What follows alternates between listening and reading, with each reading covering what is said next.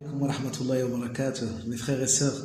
Enfin, aujourd'hui, j'ai décidé de prendre cette initiative et d'essayer de répondre à la question que beaucoup d'entre vous m'ont posée à propos du destin. Que ce soit les gens qui m'ont visité ici au Maroc ou ceux qui m'ont contacté par téléphone ou par Facebook. Vous vous êtes tous posé la même question qui dit si Dieu a le pouvoir absolu et le savoir absolu, alors que nous sommes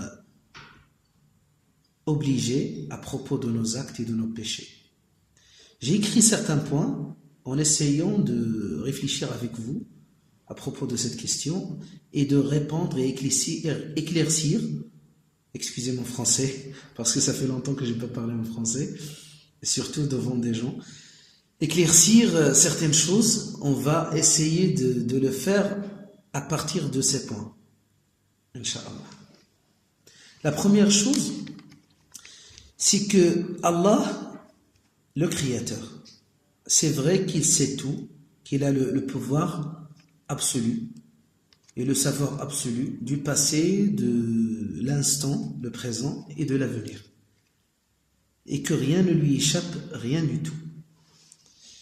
Mais ce qu'on doit comprendre, c'est que dans le destin, il y a deux côtés. Le côté qui nous est opposé, dans lequel on n'a pas le choix, et le côté que les savants appellent le libre arbitre. Le côté dans lequel on a le choix. Je vais parler au début du premier côté où on n'a pas le choix. Par exemple, pour le comprendre, Inch'Allah, le côté du sexe. Par exemple, j'ai pas choisi d'être un homme et la femme n'a pas choisi d'être une femme. Ça, c'est un côté qui est opposé. On n'a pas le choix.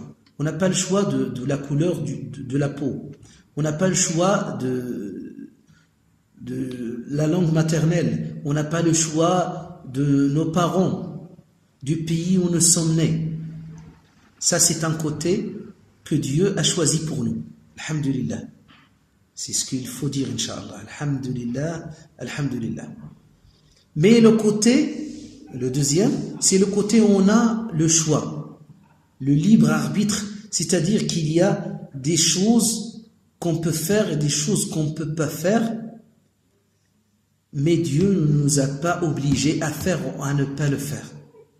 Dieu nous a donné l'explication et le résultat pour nos actes. C'est-à-dire que si tu prends le droit chemin, ça peut te faire entrer au paradis.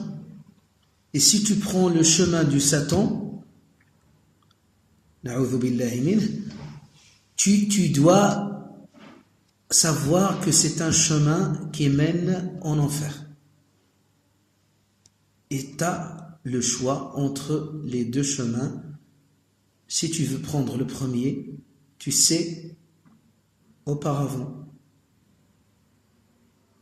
qu'est-ce que ça veut dire et où le chemin va t'emmener.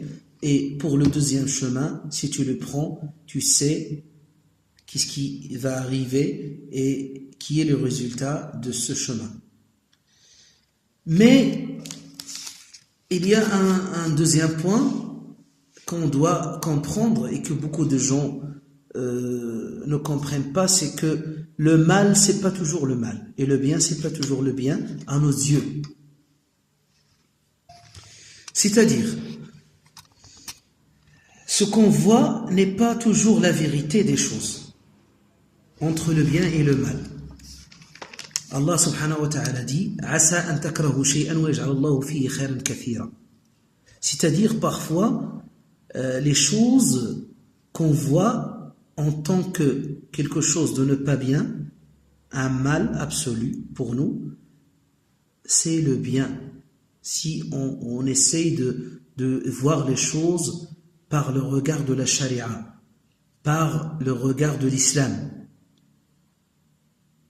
Si on voit les choses par le biais de l'islam, on comprendra la vérité des choses. Et on comprendra que les choses qu'on voit en tant que mal, elles contiennent beaucoup de bien pour nous, que ce soit au même instant où on vit, c'est-à-dire au présent ou en avenir, Inch'Allah.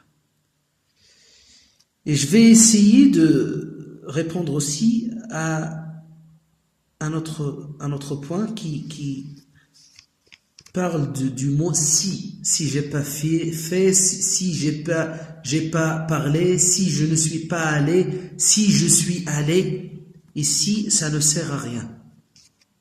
Le si, ça n'ouvre que la porte du mal.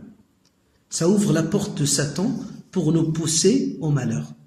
Allah subhanahu wa ta'ala dit dans le Coran, إنما النجوى من الشيطان ليحزن الذين آمنوا.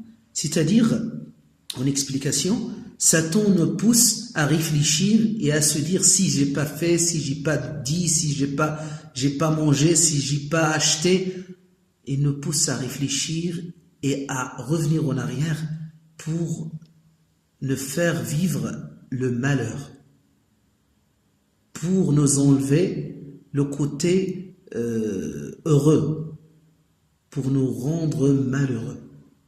C'est ça le but de si. Ce qui est passé est passé, et ce qui est fait, et on doit voir l'instant, et on doit vivre l'instant. Je vous prie de m'excuser pour mon français. J'ai essayé d'expliquer ce que je peux et de parler à propos de ce point et d'éclaircir, comme j'ai dit au début. J'espère que j'ai atteint le but et j'espère que vous avez compris un peu la différence entre le choix et l'obligation, et que Dieu nous donne la force de continuer et que Dieu nous prenne tous sur le chemin, sur le bon chemin. نسأل الله سبحانه وتعالى أن يرزقنا حسن الخاتمة وأن يرزقنا الإخلاص في القول والعمل. Merci à vous. Wassalamu alaikum wa rahmatullahi wa barakatuh.